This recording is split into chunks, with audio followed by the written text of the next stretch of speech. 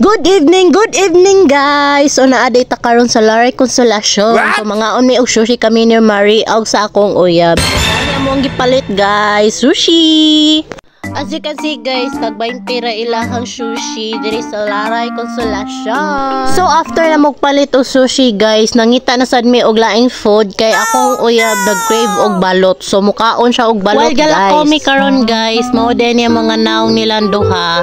So ako diri guys nalipay in town ko kay nagkuyog lagi mi sa akong uyab. Ay gikilig si Ma'am Kim. While gala ko mi guys, nakita man si Marie og pungko-pungko. So nagdali dayon mi og order. Then akong uyab kay nangita og balot. So nakalingkod na mi diri guys. So nagpaabot pa ko sa akong uyab diri guys. So kami nagpaabot sad mi sa mong order.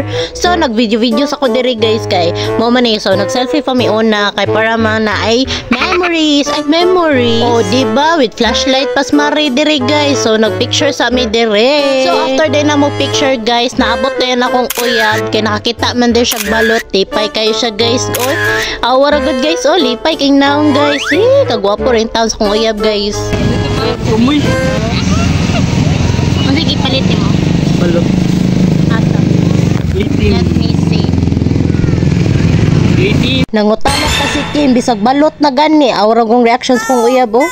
So after day na mo kaon guys, nangaon na sad mi og halo-halo. So mo ni among mga trip guys, sige rag kaon. Oh, nibayad na si Marie guys para sa among kuan kaon.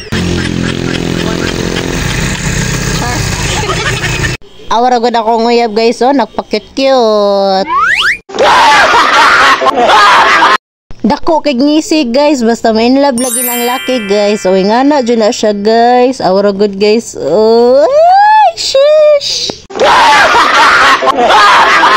So mao din nigi-try ni Marie guys. Awara good oh.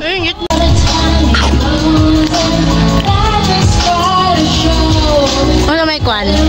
Namin siya, tamis tayo. So, pag after the review sa food, guys, niuli na dayon ko.